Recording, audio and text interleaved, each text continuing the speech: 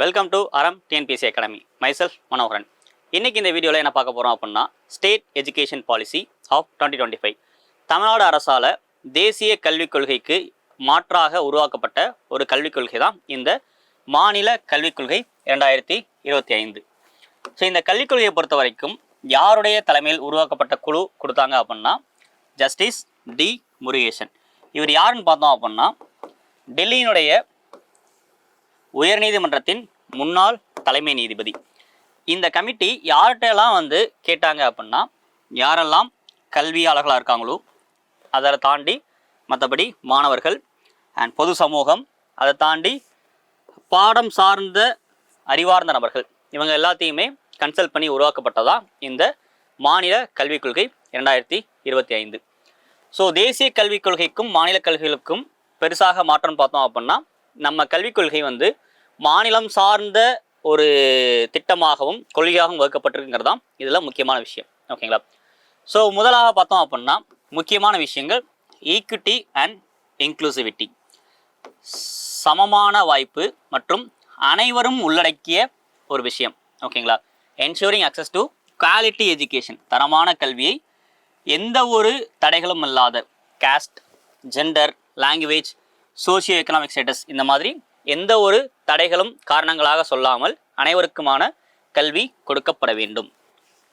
அதற்கடுத்தபடியாக state autonomy, மாநில சுயாட்சி, அதாவது இந்த எஜுகேஷன் திட்டங்களை வகுப்பது மாநில அரசின் கையில் மட்டுமே இருக்கப்பட வேண்டும். அதற்கடுத்தபடியாக எம்ப்ளாய்மெண்ட் ரெடினஸ், படித்து முடித்த உடனே அல்லது கல்வி கற்கும் பொழுதே ஸ்கில் டெவலப்மெண்ட், திறன் மேம்பாடின் மூலமாகவும் ஒகேஷ்னல் ட்ரைனிங்ஸ் மூலமாகவும் மாணவர்கள் கல்வி முடித்த உடனே வேலைவாய்ப்பை கிடைக்கப்பெறுவதை இந்த கல்விக் கொள்கை உறுதி செய்யப்படுங்கிறத குறிப்பிட்டிருக்காங்க. ஸோ அதற்கு அடுத்தபடியாக பார்த்தோம் அப்படின்னா, ஸ்கூல் எஜுகேஷன் ரிஃபார்ம்ஸ், பள்ளிக்கல்வியில் என்ன மாதிரியான மாற்றங்களை கொண்டு வர வேண்டும்ங்கிறத இந்த கல்விக் கொள்கையில் குறிப்பிட்டிருந்தாங்க. முதலாவதாக 2 லாங்குவேஜ் பாலிசி. NEPயில் குறிப்பிடப்பட்டது போல மும்மொழி கொள்கை நாங்கள் பின்பற்ற போவதில்லை. அதற்கு மாற்றாக இருமொழி கொள்கை தான், ஒன்று தமிழ் மற்றொன்று ஆங்கிலம். இதுதான் இதில் ஸ்கூல் லெவலில் கொடுத்த ரிஃபார்ம். அதற்கு அடுத்தபடியாக ஃபவுண்டேஷனல் லிட்ரஸி அண்ட் நியூமரசி, எழுத்து மற்றும் எண்களை எந்தவித தவறுகளும் இல்லாமல் பள்ளி மாணவர்கள், அதாவது வகுப்பு 1 முதல் 3 வரை படிக்கக்கூடிய மாணவர்கள் கற்கப்பட வேண்டும். இதுதான் இதில் முக்கியமான விஷயம். இதோட இதில் எதை கொடுத்தாங்க அப்படின்னா, எண்ணும் எழுத்துங்கிற திட்டத்தையும் இதில் குறிப்பிட்டிருந்தாங்க. அதுக்கு அடுத்தபடியாக டிஜிட்டல் இன்ஃப்ராஸ்ட்ரக்சர், எண்ம உள்கட்டமைப்பை மேற்படுத்துதல், அதாவது digital class rooms and smart class rooms, எண்ம வடிவிலான பள்ளி வகுப்பறைகளை உருவாக்குவது.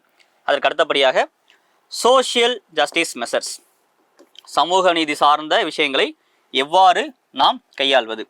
எப்படின்னு பார்த்தோம் அப்படின்னா, இலவச பள்ளி புத்தகங்கள் கொடுப்பது, அது சீருடைகள் கொடுப்பது, மதிய உணவு திட்டம் கொடுப்பது, இந்த மாதிரியான விஷயங்கள் மூலமாக இந்த சமூக நீதியை உறுதிப்படுத்தப்பட வேண்டும். இது எல்லாமே ஸ்கூல் லெவல் ஆஃப் ரிஃபார்ம்ஸை கொடுத்துருந்தாங்க.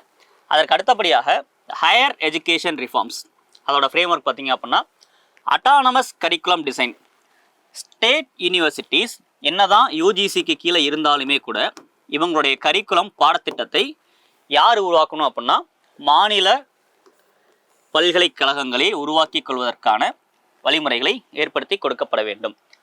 அண்ட் அதுக்கப்படியாக பார்த்தோம் அப்படின்னா, multiple entry exit system. So அப்போ இடைநிலை தவிர்ப்பதற்காக உருவாக்கப்பட்ட ஒரு அமைப்பு தான் இது. ஓகேங்களா?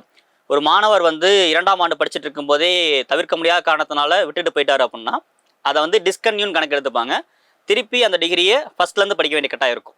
பட் இந்த SEP மூலமாக NEPயில் குறிப்பிடப்பட்ட அதே தான். ஓகேங்களா? இந்த ஃப்ளெக்சிபிலிட்டி, நீங்கள் இப்போ ஃபஸ்ட் இயரில் படிச்சுட்டு இருக்கோம், டிஸ்கன்யூ பண்ணுறோம், எகைன் திருப்பி படிக்க வரும்போது எகைன் ஃபஸ்ட் இயர்லேருந்து ஆரம்பிக்காமல் எங்கே விட்டோமோ அங்கேருந்து ஆரம்பிச்சிக்கலாங்கிறது NEPலையும் இருக்குது. அதே போல் தமிழ்நாடை குறிப்பிட்டு தமிழ்நாட்டினுடைய அகடமிக் இயர், ஓகேங்களா, ஸோ கல்வியாண்டு தமிழ்நாட்டின் கல்வியாண்டை பொறுத்து இது மாறுபடுங்கிறது தான் இங்கே குறிப்பிட்டிருந்தாங்க. அதற்கு அடுத்தபடியாக ரிசர்ச் அண்ட் இனோவேஷன் ஹப்ஸ், ஆராய்ச்சி மற்றும் புத்தாக்க இடங்களை உருவாக்குவது. ஓகேங்களா, குறிப்பாக எங்கேன்னு பார்த்தோம் அப்படின்னா agriculture, renewable energy, health care, இதிலெல்லாம் வந்து புத்தாக்க அமைப்புகளையும் ஒரு ஆராய்ச்சி நிறுவனங்களையும் உருவாக்கப்படுவது.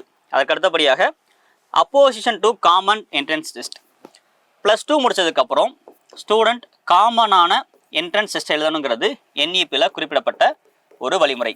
அதற்கு எதிர்ப்பு தெரிவிக்கும் விதமாக இது இருக்காதுங்கிறத இந்த SEPயில் குறிப்பிட்டிருந்தாங்க. அதற்கு அடுத்தபடியாக பார்த்தோம் அப்படின்னா ஒகேஷ்னல் அண்ட் ஸ்கில் டெவலப்மெண்ட், திறன் மேம்பாடு தொடர்பான என்ன விஷயங்கள் குறிப்பிட்டிருந்தாங்க அப்படின்னா collaboration with industries to update the vocational curriculum in polytechnic and ITI institutions.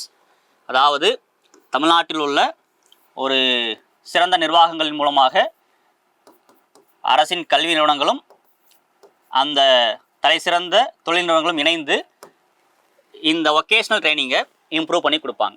அதே மாதிரி பாடத்திட்டங்களையும் அதற்கேற்ற மாதிரி மாற்றி கொடுப்பாங்க. எங்கன்னா பாலிடெக்னிக் மற்றும் ITI கல்லூரிகளில். ஓகேங்களா, அதற்கு அடுத்தபடியாக ஸ்கில் பேஸ்டு கோர்சஸ். செகண்டரி லெவல்லே பார்த்தீங்க அப்படின்னா நீங்கள் வந்து +1 +2 படிக்கும்போதே வந்து ஸ்கில் பேஸ்டு திறன் சார்ந்த கல்விகளையும் திறன் சார்ந்த பாடத்திட்டங்களையும் கொண்டு வரப்படும்ங்கிறத இங்கே சொல்லியிருந்தாங்க. எதெல்லாம் அடிப்படையாக வச்சு அப்படின்னா AI, robotics, அதெல்லாம் பார்த்தோம் அப்படின்னா அக்ரிடெக், என்டர்பிரினர்ஷிப். ஓகேங்களா, இந்த மாதிரியான எல்லாத்துலேயுமே வந்து ஸ்கில் பேஸ்டு கோர்சஸ் திறன் சார்ந்த பாடத்திட்டங்கள் உருவாக்கப்படும். எங்கன்னா செகண்டரி ஸ்கூல் லெவல்லையே. ஓகேங்களா, அதற்கு அடுத்தபடியாக பார்ட்னர்ஷிப் வித் MSME. ஓகேங்களா, medium, small and micro enterprises. ஓகேங்களா, சிறு குறு மற்றும் நடுத்தர அமைப்புகளின் மூலமாக இன்டர்ன்ஷிப்ஸ் அண்ட் அப்ரெண்டிஸ்ஷிப்ஸ் யாருக்குன்னா இறுதி ஆண்டு கல்லூரி படிக்கக்கூடிய மாணவர்களுக்கு இதை உருவாக்கி கொடுப்போங்கிறத குறிப்பிட்டிருந்தாங்க. ஓகேங்களா, அதற்கு அடுத்தபடியாக பார்த்தோம் அப்படின்னா teacher training and capacity building. So மாணவர்களுக்கு வழிமுறை கொடுத்தாச்சு, அப்போ ஆசிரியர்களுக்கும் அதற்கான மாற்றங்கள் கொண்டு வரப்பட வேண்டும். கரெக்டாக, அதுக்காக தான் இந்த விஷயத்தை பேசியிருந்தாங்க. ரிவைஸ்டு டீச்சர் எஜுகேஷன் மாடல், அதாவது இங்கே இந்த டீச்சர் ட்ரைனிங் அல்லது ஆசிரியர் தொடர்பான கல்வி முறைகள் பாடத்திட்டங்கள் என்ன இருக்கோ அது எல்லாத்தையுமே மாற்றங்கள் கொண்டு வருவது. ஓகேங்களா, அதற்கு அடுத்தபடியாக த கண்டினியூஸ் ப்ரொஃபஷ்னல் டெவலப்மெண்ட், தொடர்ச்சியான தொழில்முறை மேம்பாடுகளை ஒரு ஆசிரியர் எப்படியெல்லாம் இருக்கப்பட வேண்டும், இது எல்லாத்தையுமே எல்லாருக்கும் எல்லா ஆசிரியர்களுக்கும் தொடர்ச்சியாக கொடுக்கப்பட வேண்டும். ஓகேங்களா, அதற்கு அடுத்தபடியாக creation of online teacher resource portal in bilingual, Tamil and English.